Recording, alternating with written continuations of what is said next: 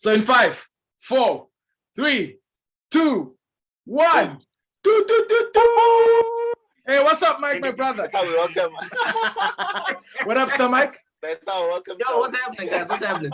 No, it's all good. It's all good, Yeah, man. Yeah, it was a nice one. Okay, before we go in, we were talking offline. I hear that you don't play when it comes to money. When these artists start owing you, you don't play then. That's not the play. I don't play that game. It's a service. I did my part. It's now time for you to bring me what's mine. Yeah, everybody must do their part. Exactly. Right?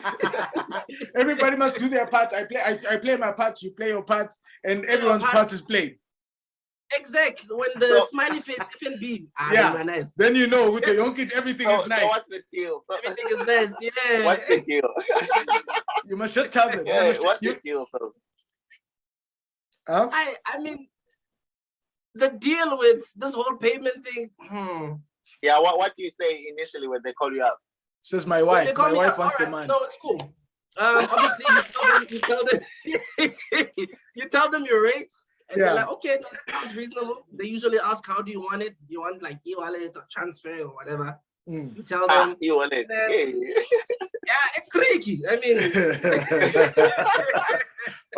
Okay. Yeah. Sorry, man. We really started this one like very rowdy. Okay, let me calm it down. Let me calm it down. Yeah, we're gonna calm it down nice, guys. We'll calm it down very nice. Money excites me. So when you started talking about money, and all of those things, I was like, no, let me just ask it anyway. But okay, for everybody that's watching, Mike. yeah. For everybody that's watching, please make sure that you like the page. Also share it.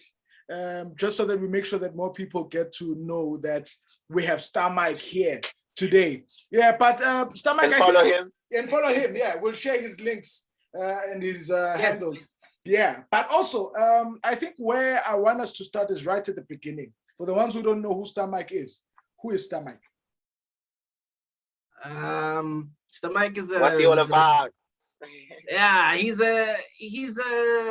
Wow, that's a tricky question. But I can simplify it. He's just someone that loved playing drums so much that he practiced when others wouldn't. He checked when others wouldn't.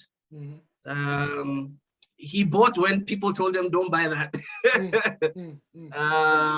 And as a result, he made a name for himself by God's grace and by meeting so many special people, yourself included. Yeah, he's just the guy that loves music. So, as a child now, I want you to take us back to your childhood. How were you as a child?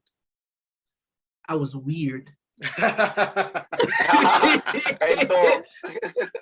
was so weird. People did not get me at all. And yeah, I guess drummers, I'm not met like a normal drummer. No, we're all weird in our funny ways, Yeah.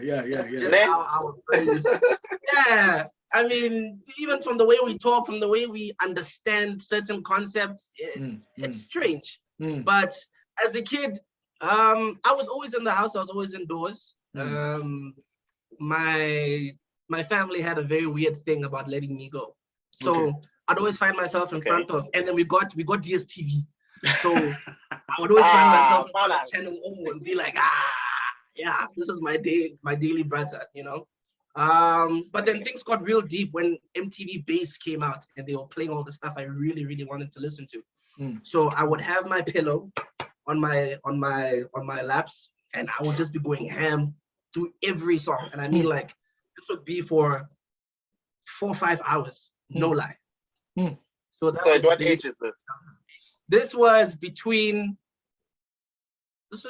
I think 12 and 17. Yeah, between 12 years old and 17. That's when I was really like, okay, these hands got to do something. So your first encounter now with drums, how did that happen? I know is he your uncle? Yes. Yeah. How did your first encounter happen? Just same seeing way them. it happens with everyone. Hey, we can't find your uncle. Come here. No, that doesn't happen with everyone. I mean, no. I didn't have an uncle that played drums.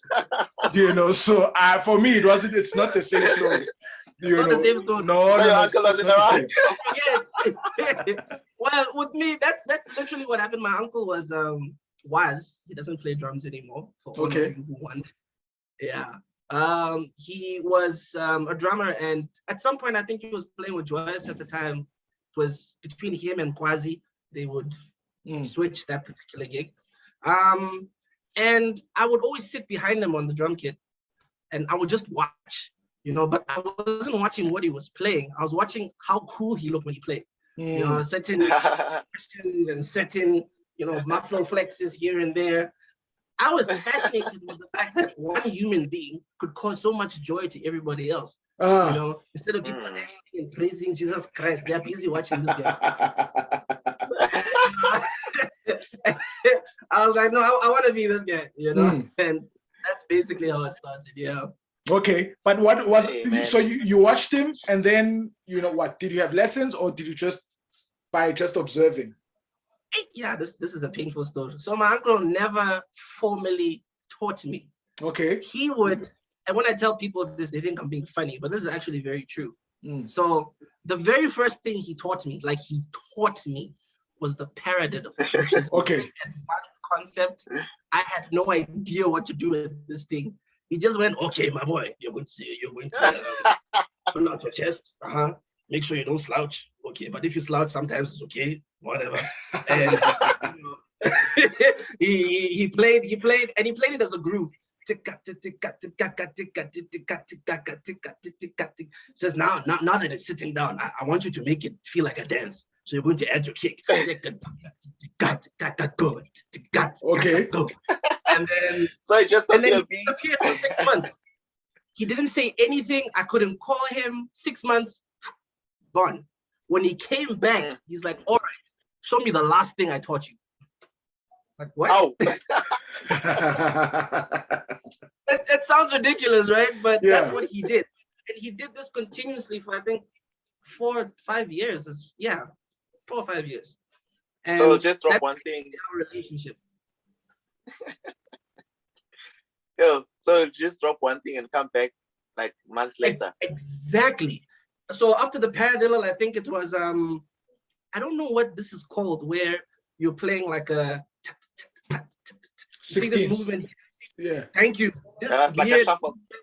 exactly. But you're, you know, instead of playing it, because I was a whole lot of using the finger technique. That's the and one. And that whole wrist thing. That's what working with the bounce of the stick. You know, and then you start doing this with your fingers. Yes. that Dave Worko vibe. Exactly. That was the one way he hammered on that. Like, nope, you're still weak here. You're not keeping it nice. It's not feeling. He'd always say, you're not making me feel like I like what you're doing. You know, and that was such a strange thing to imagine telling a 13-year-old, I don't like that. Your playing makes me feel like you're not enjoying playing. What? It's like, what do you mean? Like, I'm like, dude, I'm 13. You made it difficult. Yeah, dumb it down. Okay. Sorry, man. Sorry to jump in. I just wanna one last one, and then I'll give it over to Leroy. Okay, cool. I understand the musical part. I just want to know, as far as your childhood is concerned, how was your life as a child? Just in generally, family, you know, that whole vibe. You know, you growing up as a child, how was that? Yeah. Outside of the music, just you as a human. You know, what did you find fascinating? Obviously, maybe drums. You know, maybe other things. But as a child, how was your brain functioning as a child? Yeah. My brain as a kid. I would say I was perfectly normal, I guess, to some degree. To some degree, I suppose. Let me think. You know, I loved playing outside. I wasn't the greatest soccer player, so they always put me at the back. Like, okay, when you're back playing. Yeah. You kick the ball real hard and you can run real fast. So So if somebody comes here, you kick them with the ball, one of the two. Exactly, automatic. I don't try and dribble you. I just kick the ball as far as I can. it's one of those things, So we had like bicycles, and we were always riding bicycles around. With my parents were they're West African parents. It's education or nothing, Okay. So I was not a dull child. In class, I was always getting shouted at. I had a very bad habit. The moment I figured out how the marks system works, like everything is out of something, like it's out of 50, out of 40. The moment I get 25, I just stop. Like, okay, I passed, I'm fine. I just stop. That was, till this day, I still get shouted for that. Like in my first year of university, I would be writing an exam and realize, oh, to get a distinction, I need like 72%. Like, all right, cool. The second I'm guaranteed, I just stop and I walk out. Really? And everyone will go, "How? This guy finish the paper." Like, I achieved my goal. Why? I'm not here to be the best. Like, Why? I am done. Yo, no, that's interesting. So that was basically my childhood. I would be given tasks and I would do them and I'd leave. So wash the dishes, do it, leave. Wash the car, do it, leave. Do your room, do it, leave, and whatever. But the thing I spent more time on than drums was video games. Okay. Oh, so you're a video game junkie. Yo, my man, let me show you how bad it gets. It doesn't look familiar to anyone. So it was games. So your hierarchy is video games, drums. Yes. The rest. Yes. Okay. No, yes. I'm with you. And the rest. I'm with you. Go in, Leroy. What did you really want to do in university, since you just did that thing and you left? What was your main goal there? With varsity, show my parents a certificate and be like, I'm done. Okay. And that's it. that was that. They struggled a lot with me to get me to choose between the music and the academics. They felt that had they been more aware of the possibilities of the music, they might have supported me earlier. But rather than supporting me, they were like, no, let's push your education. Your uncle was a drummer and now he's gone back to school. So clearly, this thing is not working. Yeah. There's something sketchy about this thing. If you really believe in it, why isn't he? Because he taught you everything and he's pretty good. So they said. That's that. So it was for them. It was for them. When did the move from? Oh, sorry. When did the move from Nigeria to South Africa happen? I was actually born in SA. Most people don't believe it. Serious? Yes. Most people believe I'm Nigerian. I'm Ghanaian. But it's basically the same thing. Yeah. Yeah. Ghanaian. Yeah. So is your playing mostly influenced by Ghanaian music or Western music?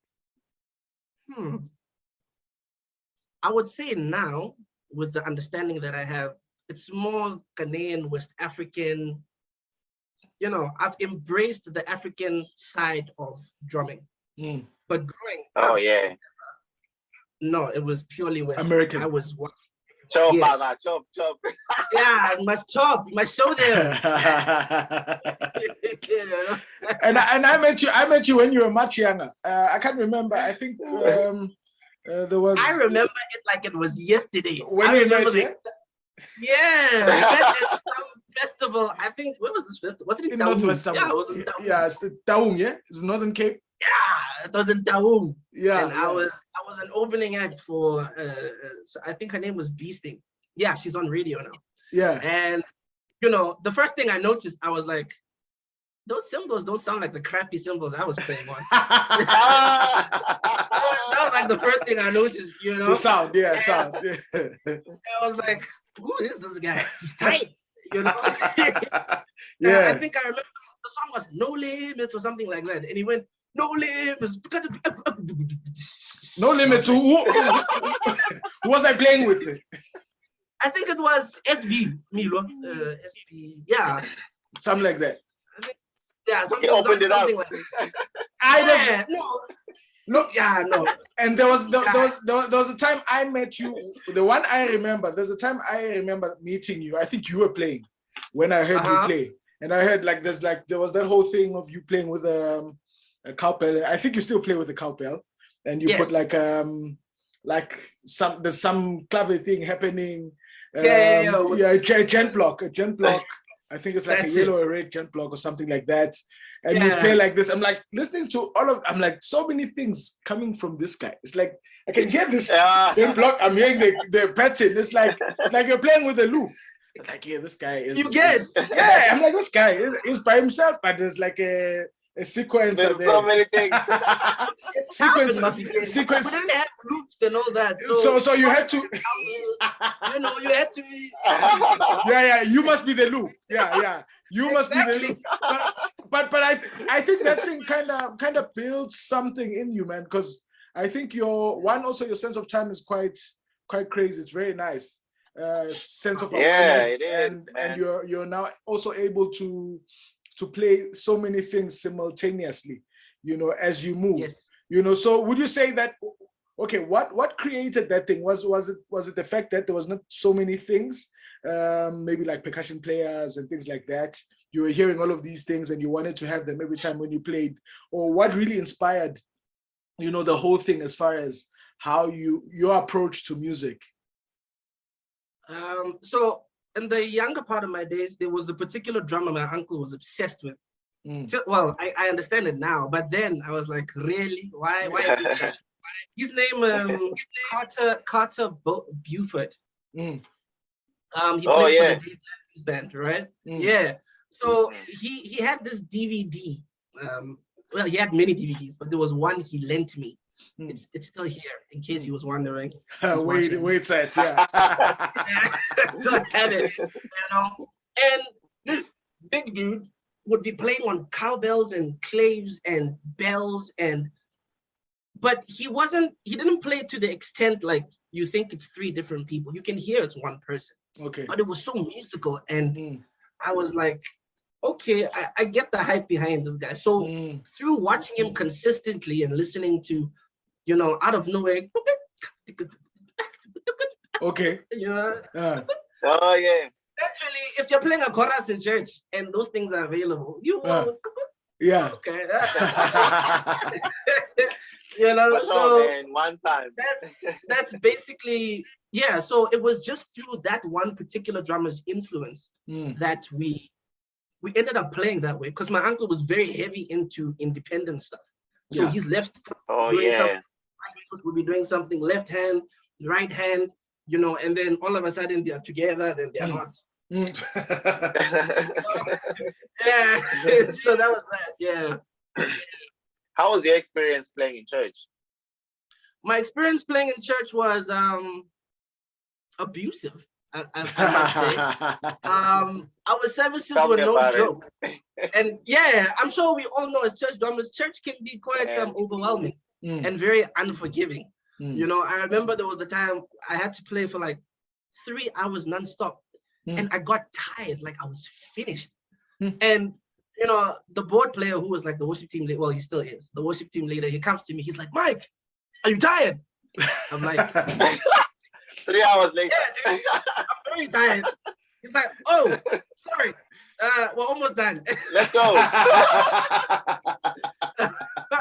I'm like, what? I called, I think 2 years ago, my wife, who was then my girlfriend, she, I asked her to go call a particular drummer, to fetch a drummer to come replace me, because I think I was busy with a DVD or something. And he goes to my church. After the service, I call him, he doesn't pick up. I'm like, okay, cool, whatever. The next day I call him, he doesn't pick up. I'm like, hey, what's going on? So, he calls me back 2 or 3 days later. He's like, yo, Mike, I had no idea. I'm like, what are you talking about? You guys play in your church is unrealistic. How do you play fast? People are dancing to it at a very odd, it's Ghanaian. So if you're playing, number one, the tempo needs to go up a little bit. So it's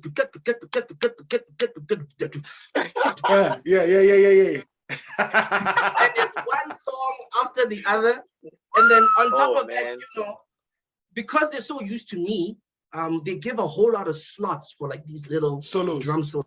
Yeah. Nice. And the guy was just like, it's too much. Nothing is you for it, man. Like you told me, work out, make sure you've got a tricks up your sleeve, but not. He was like, I'm never playing at your church ever again, never. No. So they gave you a leeway. Yeah, that kind of church environment is actually the reason for the speed concept that everyone thinks I practice for. I didn't really practice the speed thing. If you're playing music that is forever 140 BPM, eventually, your body just adapts. The body's the machine. It will eventually figure out that, okay, this is what it takes to be playing this kind of music. So yeah. Let's go. So your West Africa influence. Do you have any drummers that you've got, or musicians or music from West Africa that really, shaped how you look at music now? Yes, one in particular is one everyone knows, but we don't pay attention to. Fela Kuti. His music, man. If you listen to what those guys would do, the kids were trash. I mean, at some point, there's a song called "Water No Get Enemy." The bass drum was an actual box. Most people don't know that. I was told, like, no, they couldn't find a bass drum, so they used like a box thing and they filled it up with stuff, and that's what they were using. So with the whole heavy, slow,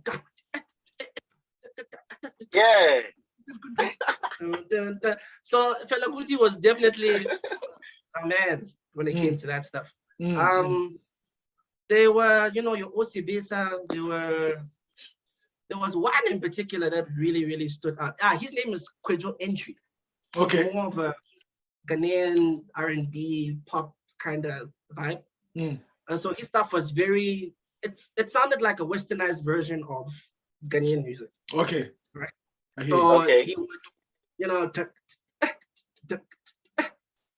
so the funk and the, the whole Afrobeat. The Afrobeat thing, they are very closely related. Yes. So, most times than most, if you're playing one, you will switch to the other and back and forth. There's a drummer right now who I talk to, and I lose my bloody mind. This dude is amazing. His name is Kofi Ima. You guys should check him out. It's one word. Kofi, Kofi, and then Ima, EMA. We call him Ghana's number one. Okay. And it's no joke. The nigga, I know I'll be best for this. So I won't say I agree. I'll just say he's my favorite. Okay. He's definitely my favorite. No, the guy, in terms of independence, I don't think you'll ever see anything like it. Speed is on musical. I think there's a very traditional African-ness to what he does. It's completely lost. No one else does it. And he does it correctly. Like when an amateur is doing something and you're like, that actually sounds nice. But the amateur in his was trying to mimic some of the westernized stuff. It just couldn't come out in that. This dude does that intentionally, and he's built up on that with skill. And for me, wow.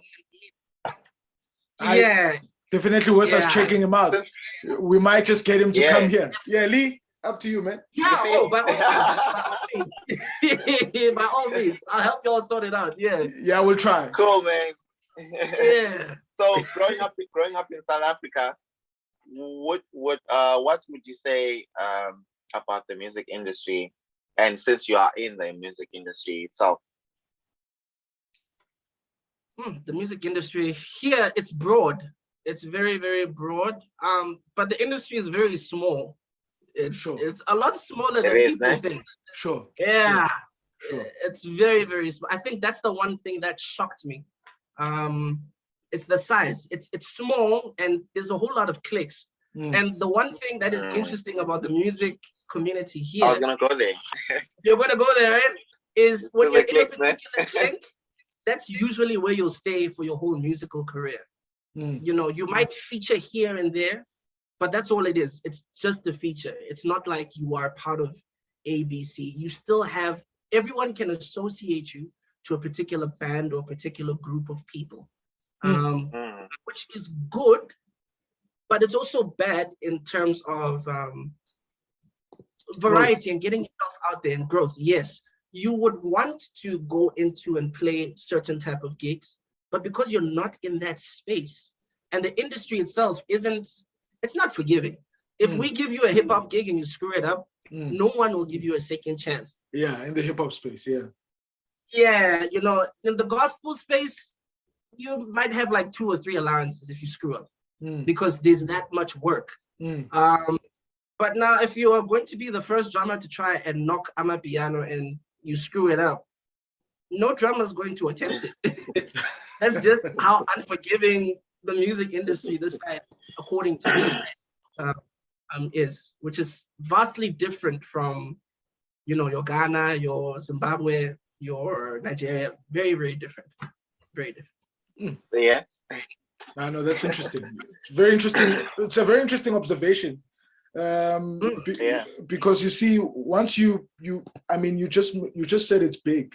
Well, there's a lot of elements to it, because I mean, there's so many genres and subgenres, and within a genre, for example, like gospel, there's so many other subgenres. Like, for example, you find people playing like Itende, you know, very, very, very traditional, the one that doesn't need drums, and you find the ones that play like Sfiso Ncwane, that traditional, and you find ones that are playing like Nay, which is in the middle. It's not like Sfiso Ncwane, but it's it's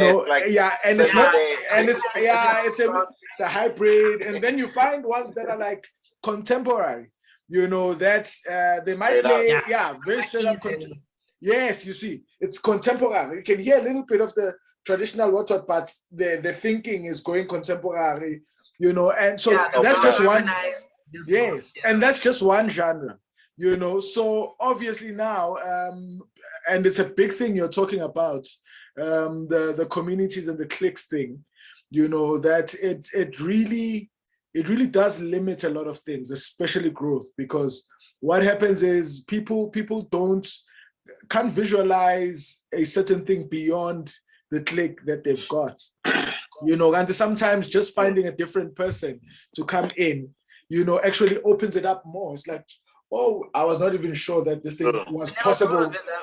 Yeah. So yeah, I think it really is a shame that we prioritize, you know, cliques and things like that, you know, over just, you know, being free with the music, you know. And sometimes one of the things that I've also found is that sometimes you find that in gigs, you know, you get maybe say you are coming to replace me in my gig, and people want you to play the gig like I played it. It's another misfortune, you know, because you can't really, if you call the next person, you must allow them to play, you know, the way they hear it. Flavor. It's a different person. It's a different human being. We must just tell you the important things. There's a line here coming in. There's another line here. Those things. But now you see, when we are now coming in to say, yeah. It's funny because that's actually a whole lot of why I was going to Joburg. They're like, hey man, we heard you can mimic most people. Okay. Okay. Yeah. Because I tell you for gigs, I'll go like, yeah, I guess. Throw it at me. And I'll get there and they'd give me some dude who was ripping it up. But unfortunately, when they were doing the recording, like the mic went or whatever. Oh, and I was just told to play that specific part. Yep. Crazy.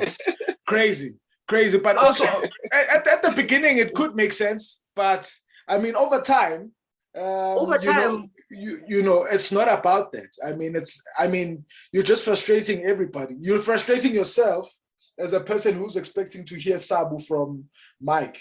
You know, because these are two different people. It's like, can you imagine somebody saying, "Hey, I wanted to book Thandiswa. Okay, Zonke is available. Listen, Zonke, please sing like Thandiswa. Actually, we're looking for." I mean, who's gonna say? It's a stupid thing to even ask for. To say, you know, this is how. Makes sense at all. Yes, but we've made it normal.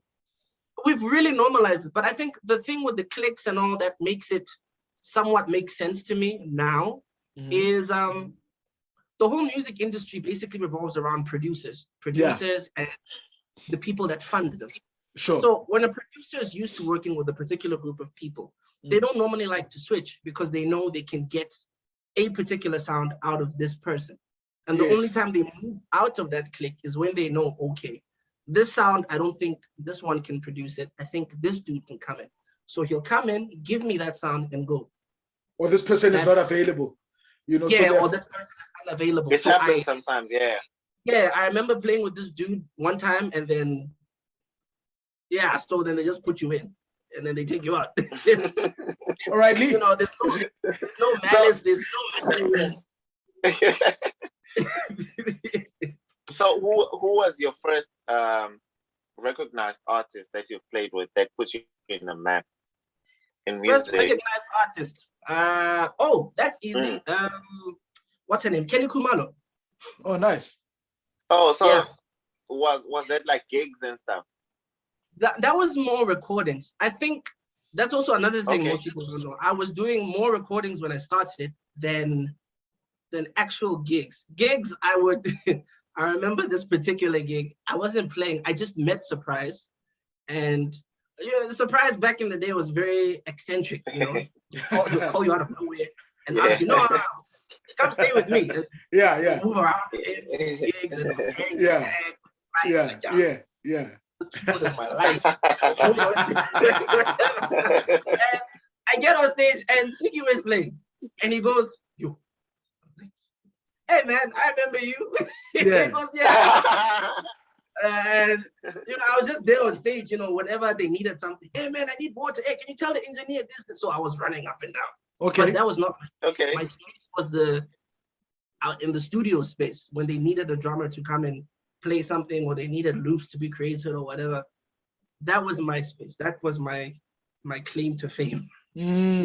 Oh, I see. So you have a lot of recordings under your sleeve. Surprisingly, yes. But if you ask me to name who the artists were, they just call you to play. They just tell you to play, and there's no vocals at the time. So when I'm listening to like local radio stations and I hear a particular song, I'll be like, "Hey, man, this is me. I played this one. I remember this one. Yeah, we're to go. So that happens a lot. Was it like based on fees or like a gig fee, or you had to sign down for your needle time and all that? Yeah, no. It was transactional. Those transactions were not far from that. It would be like, and this is no joke, I would be in the studio for about, let's say, the whole day, and you're not getting paid per track or anything. They just slap you with 1.5 for the whole thing. Yeah. For the whole thing, yeah. And I was relatively young. I didn't know better. Yes. I stayed with my parents. I wasn't paying rent. So the 1.5 was a lot of money. You know, it felt like, damn, this thing, there's money in it. Yeah. Why are they complaining?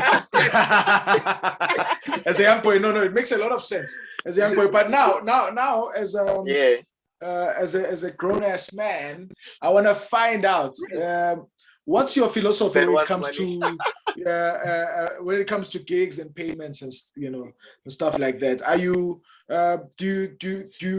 do you feel like it's the artist's responsibility to say how much the gig pays, or do you feel like you should be the one that determines how much the gig should pay?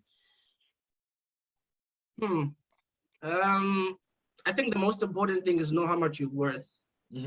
All right, what you deserve, and then who it comes from is irrelevant as long as there's a smiley face in your account. Yeah. Whether it's the artist, whether it's the producer, whether it's the MD, it don't matter. But let them know that this is how much you're charging. If they can't give you what you feel you are worth, then you need to see how far and how fair your negotiating skills can go. Okay. Which I think gave rise to this whole COVID pricing thing, which we all unfortunately fell for. But it's not real. Cold pressing.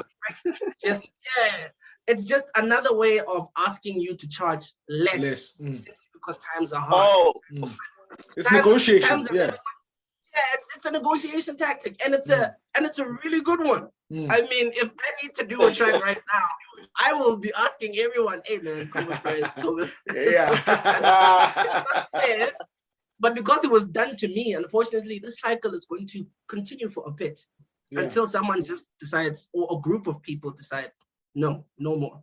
No, but so it just my philosophy. Sorry. So my philosophy with getting paid and all that, it's, well, know your worth. Make sure you can negotiate to a fair price. And for the new guys that are coming in, staying with your parents, even 500 will look like a lot. That's just it. But if you have a whole human being to take care of, or more than a human being, you've got kids, you've got 500 rands will really feel like 5 rand. I mean, the new 100 rand now for me is a grand. That's the new 100 rand. Hey man, True.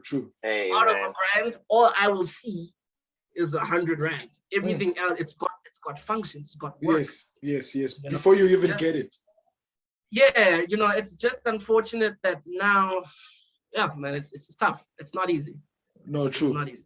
No, I hear you. I don't know if Lee is frozen there. Lee, are you okay? Or should I take the next one? Are you okay? It looks like you're frozen. Yeah, I'm still here. Okay. Yeah. I'm still here. Okay, let's do this. There were Facebook questions, right? Yeah. We've got Facebook questions. Yeah. Can we just hit got those Facebook ones? questions. There's one that says, what are your common chops pattern and who do you check? Yeah, I was not prepared. I was not prepared for that one. Yeah, it's very technical. How do you answer that thing? Yeah, Technical, man. How do you answer it without the drum? Yeah, okay. So let me answer it this way, because I think this might help people, especially. So let's go back. I was born in the musical era where chops weren't as technical as they are now. Chops were mostly singles, like those were chops. Yeah. Right? But this thing of I think that's what makes chops now so special. You are basically combining all these rudiments and chopping them up. And upon chopping them up, you also need to decide what you're going to be hitting. And when you have to decide what you're going to be hitting, at what frequency, at what velocity, what's going to sound like a ghost note, what's going to sound like a hit. These complexities form what we now know as chops, right? And then people normally call chops an abbreviated solo, which is what it is. So the question that they should really be thinking about is, how do you then abbreviate all these things that you have practiced for years into 3 seconds? You must now choose the paradiddle you have practiced 6 hours a day for 5 years, the singles you have done 6 hours, whatever, all of that, and put it into, that 5-second chop that blew everyone's mind. It's not a sticking practice, it's sticking patterns you have been practicing, and you just selected what you could at that moment for that particular part. So, it really is a technical question. And also, hey, you're going deep. and they also asked, who are you checking? I think that's another part they asked. Yes. Yeah. Who am I checking now? Yeah, there are a lot. I won't lie. Recently, I have been checking. There's this guy called Kwesi J. Robinson. I'm not sure if you guys know him. He calls himself Fat Man Robinson. Yeah, Fat Man. Yeah. I like his interpretation. Oof, it's bad news. I love that guy. Man, another guy I check a whole lot of is Mike Mitchell. Mike Mitchell is, Jesus Christ. We can argue with the tree. I don't think in terms of speed. No, Mike Mitchell against anyone. Oh no, not even close. No. Right. I think the realization that a human being can be that fast and be that powerful and still have the energy to sing and entertain people, that's what freaks me out about him.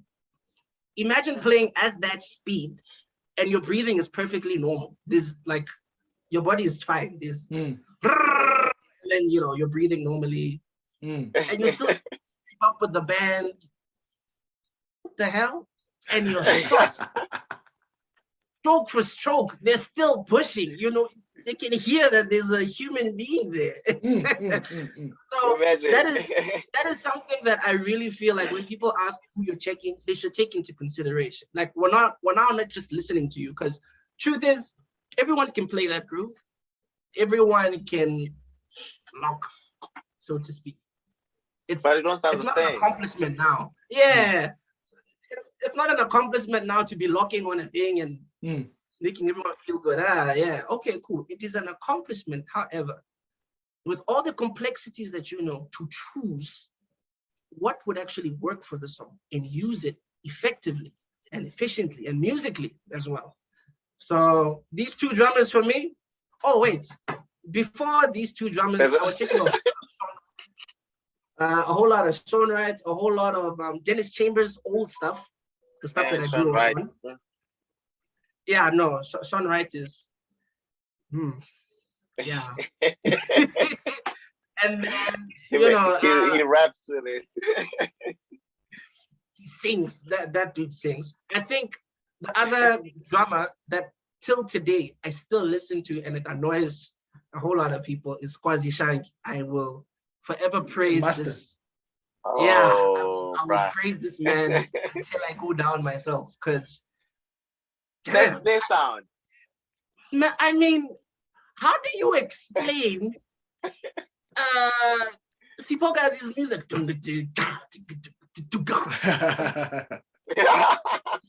You didn't hear it from anywhere. Nobody was doing it at the time. It even sounded silly to have a snake so low. It was ahead. Yeah, too much. It was just way too ahead. And to think of his physical limitations as well, because I met him when he was, you know, not at his peak, where he started to calm down and you could see the body was getting a bit frail and muscles were, you know, shrinking ever so slightly. You know, and to think, so with all your limited options, everything he was doing was well calculated. He's going to be playing a gig for an hour. He can't be, you know, all up in the space there now. So he chose everything carefully, you know, even with the weird fact that his China was on his left and not on the right. Back then, that was, that just felt like, no. Yeah. Right? Why are your cymbals so high? Why are my cymbals so high? Funny story. Yeah. I bought a cymbal from a guy on SA Music, whatever. It's a Byzance Menno, and it cracked all the way, like halfway. Half of the cymbal was cracked. So I now had to, because I think I spent like $3,000 on this bloody cymbal. But on the picture he showed me, it was perfect. So I got, when I saw it, I'm like, hey man, this is not what I paid for. What's It's like, what you paid for, you just didn't see it on the picture because the quality of the picture was bad. And I'm like, wow, crazy. What the hell is this? So I was like, okay, you know what? It's fine. This guy's gone. My money's gone. It's okay. I took a grinder. I'm like, no, let's go. I cut, and I didn't cut like around it. I literally just warped the cymbal into this weird half thing. So picture a circle, and I went this way. Okay. Just chipped off the entire thing. Right. So the cymbal would sit ever so. Yeah. Because it was missing more than half of the weight. Right. And I would have trouble hitting the stupid thing because, damn it, it's always, you know. So I was like, no, let me take this thing higher. And that's how it happened. Okay. And that became your vibe. And that just became my vibe. I started getting a whole lot of compliments. Hey man, when you record, we can actually hear the cymbals like really, really well. And I was like, oh, well, that wasn't supposed to happen. Hey. You know? It goes to the mic. Yeah, and then it also helped a lot with my dexterity and how I was able to move from one spot to the other. Yeah, but you also realized, yeah, you know, I realized most people can't do that. So you just go. So now I'm like shooting it.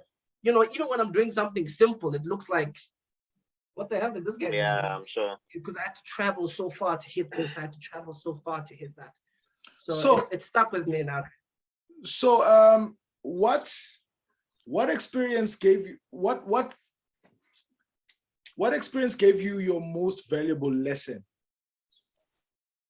Um, painful. Getting fired repeatedly. Bro. Wait, yeah, tell us the story. Yeah, it's hard to. Nah, it's not hard. It just sucks to say the story. Say the story. You know, We're here for that. you're here for that, right? So I won't mention the arts. I had to play for a particular artist.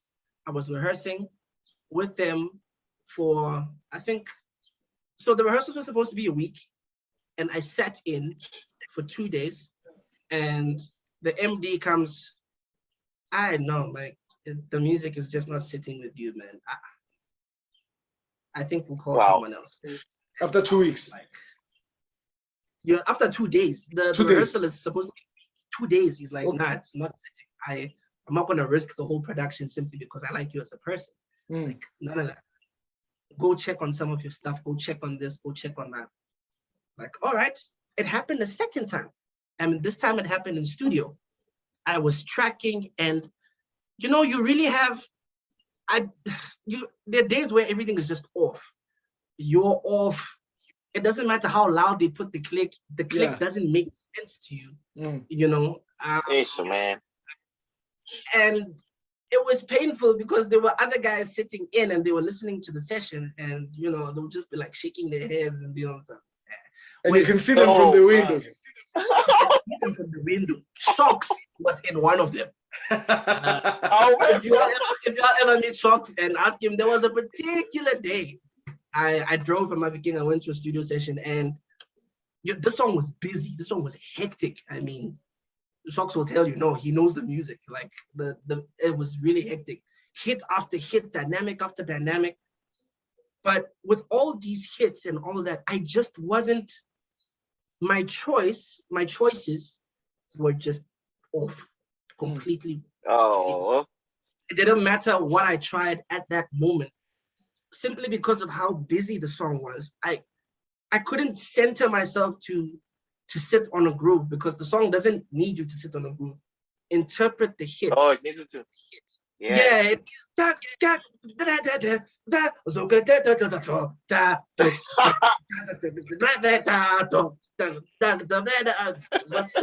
is going on? I sat down, I listened to the song. I knew where the hits were, but my hits sucked. They were not musical. They were all over the place, and I got fired on the spot. They're like, nope, Mike, it's bad. We're gonna call Legan. Job well done. Job not well done. Job not well done. Right? They were like, and they called Legan. And they called me, and he smashed it. I mean, no. He wasn't even trying to play. He smashed it. And I begged them. I was like, you know what? Please, can I please have this recording just to go home and just figure it out and learn? Try and understand why, he got it right and I didn't. And they laughed and they're like, yeah, no, definitely, we'll give everything to you. So they never came. Right? They gave me everything. They gave me the separates, they gave me the song, and I was like, okay, cool. So these two experiences for me are my biggest lessons here in music. Getting fired will humble you. What you think you know is not enough, like ever. If someone tells you they want a particular thing, also understand that your opinion matters very little in recording, simply because most of the times these days, producers can actually program drums, and very realistically. So when they tell you, no, I want this particular chop exactly the way it is on the record, and you need to come back exactly the way it does, don't feel like they are, what's the term? Like dictating. Like they're dictating, or trying to downplay your skill. They put a whole lot of thoughts into that particular thing, and they just want you to do it. Sometimes a producer, or most times a producer, is not really looking for your creative skill. They just literally want your hands. They want to play drums through you. Oh yeah. Yeah, that is a difficult concept to master. So if he's like,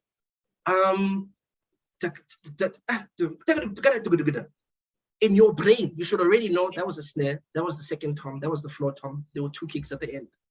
Okay, cool. I got this. Because it just literally wants that. Exactly. So, you know, that's with regards to having music that is all over the place and you want to make sense out of it. But the first one where, you know, I did the rehearsals and I got fired because I just wasn't sitting with the music. It's just as simple as that. The music wasn't sitting. It did not sound nice. And at the end of the day, music is about sound. It needs to sound nice. But I'm also young. So okay, cool. So the lesson there was, I understand the story. Experience. Yeah, the lesson was what? You're young, or the lesson was, what's the main lesson you took from that? From that particular one, I was just inexperienced. I was just too excited to just calm down and let the music breathe.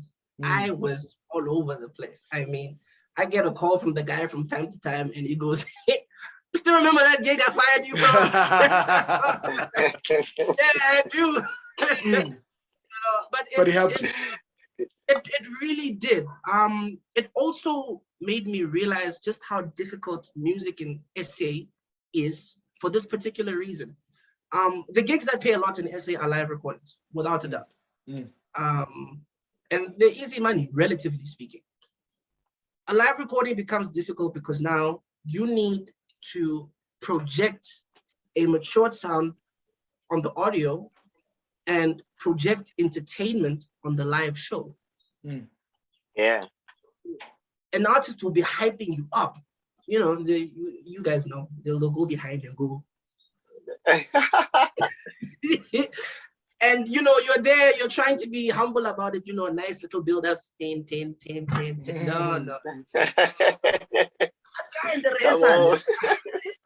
Yeah, you know. So now you have to play the entertainment aspect of the show. After all, that's why drummers are usually on the riser and they're so high. So everyone can see where this particular thing is coming from, and you need to do that particular thing. But when the recording comes out, you're like, yeah. So the trick is remembering that it's a recording. The trick is remembering that it's a recording, and also I guess the maturity is not really going with, you know, whatever hype that's there, you know, because there's a lot of things that are going to happen on the day. So like, for example, you could get there and sound sucks, you know, and you're recording. So, and I mean, you can't do overdubs as a drummer, it sucks, you know, so, you know, you're the last person, you're the last person that must get it right, you know, because, you know, because everybody's counting on you, yeah. You know, Michael David's wave after wave, just before we got on stage, Cat, the bassist, comes to me, he goes, hey, Mike, when you screw this up, it's there forever. We still have overdubs. It's the truth. Done. It's the truth. You mess it up, it's like that. It's there forever. You know, I really feel like I need to hear that every time I get on stage. Like, hey man, remember, this is gonna be with you forever. And I won't lie, man. There's recordings I've done where I know we knew at the end of the gig that everybody has to go back to studio to fix, you know. But the only thing that saved us, the only thing that would save us is me playing my parts. Yeah, me just playing my parts.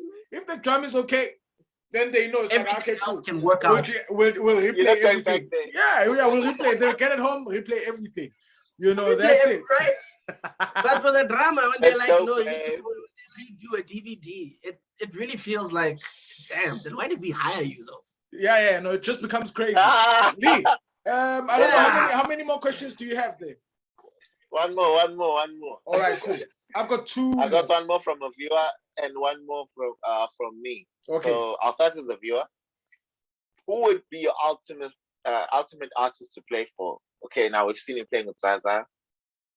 Anyone else in your line of list? I ultimate artist, there's 2 gigs I want. Pineapple. One I want just for respect, just for clout.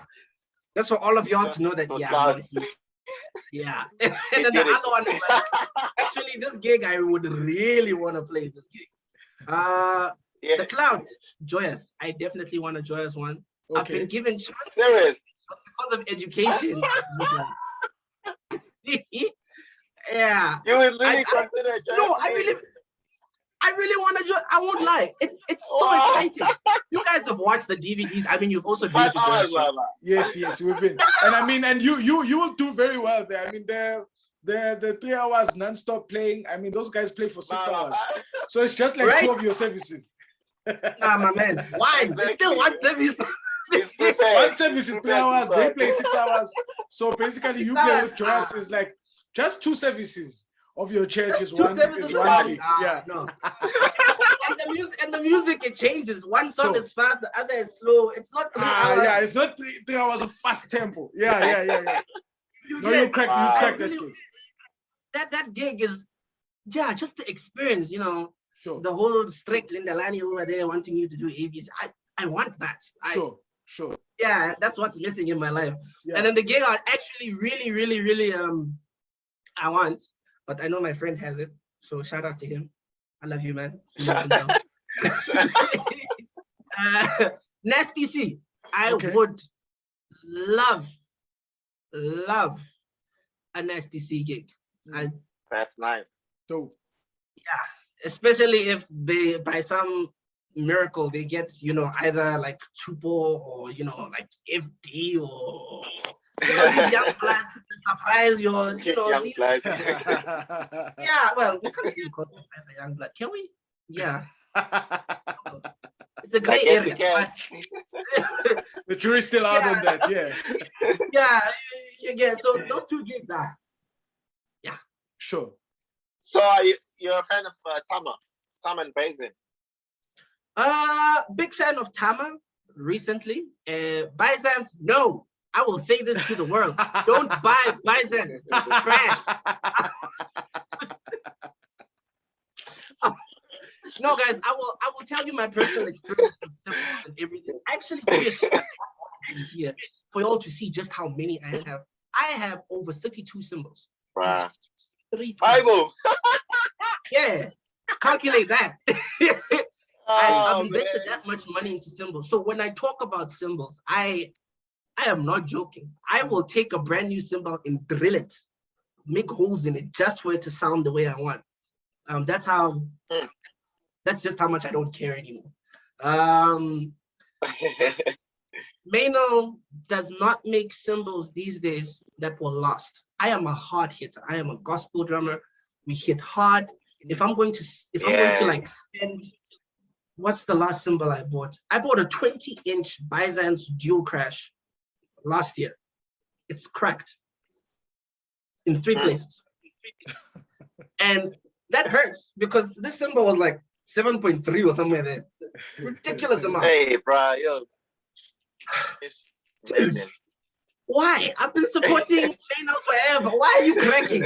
It's the muscles, my brother. You're big Mike. It's the muscles. I've bought 3 it's the of them. It's the muscles. You must decrease. You must decrease.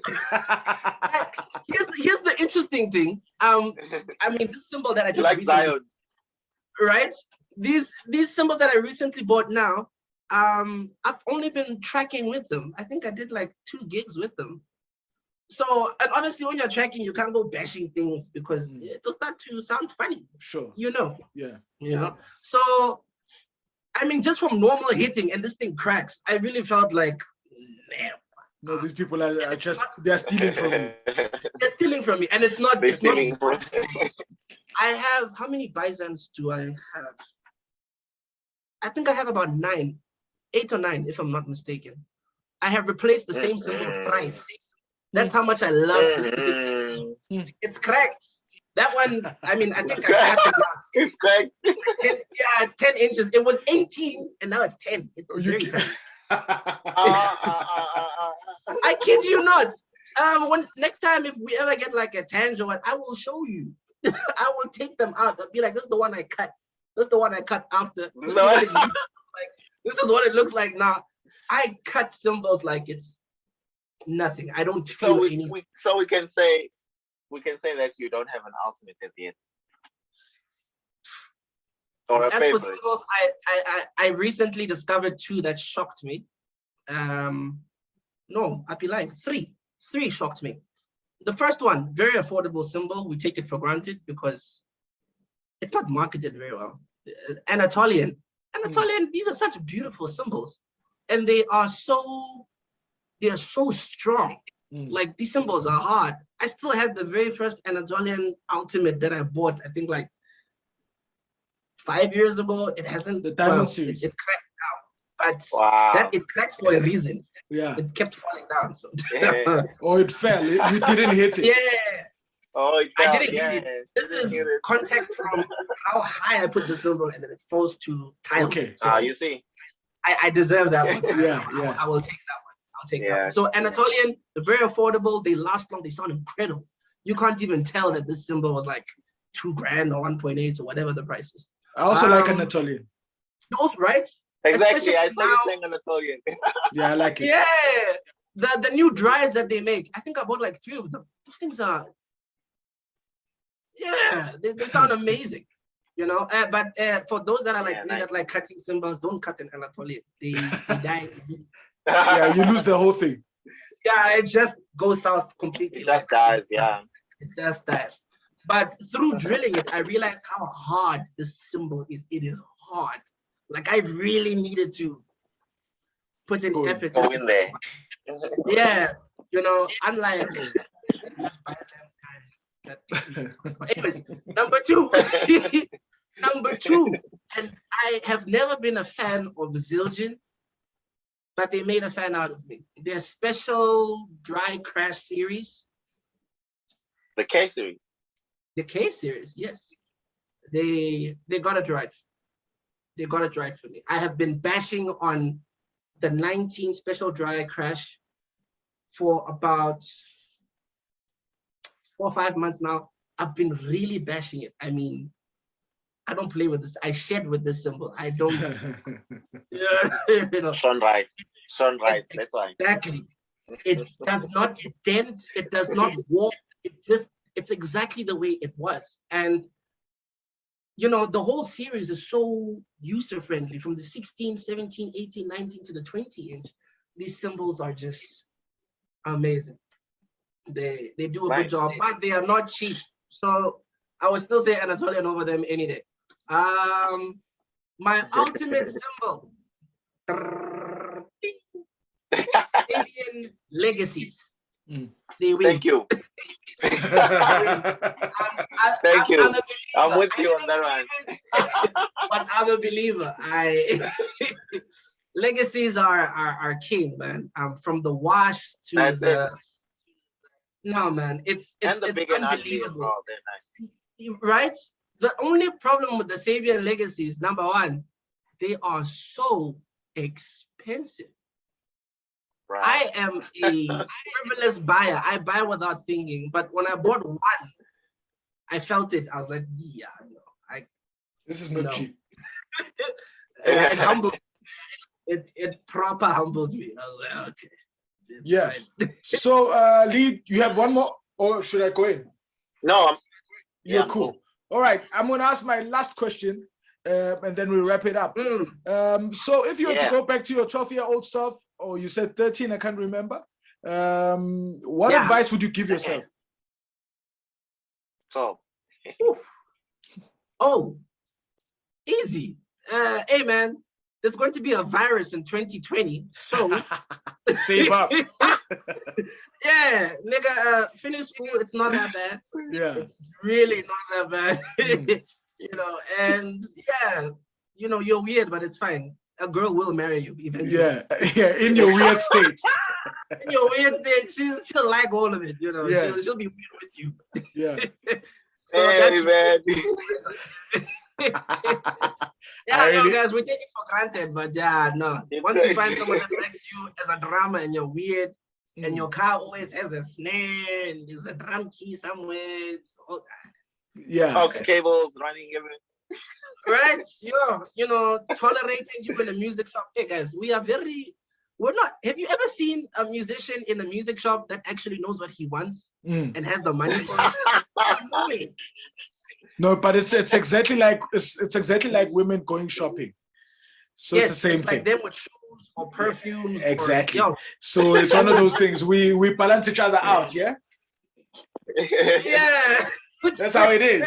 No, but thank you very much for coming. Go for shopping for long hours. I'm absolutely happy that you came. And we got the opportunity to record this thing. We now have it. And just like all the other recordings, this is a recording. It will always be out. There's no taking it back. We don't edit anything here. Everything is out there for life. It's done. Okay. That's how it goes. That's how it goes, my brother. No, but thank you very much. No, bro, it's an honor, guys. Thank you so much for having me. I really appreciate it. We truly appreciate you coming. Surely. Thank you so much, man. Leave.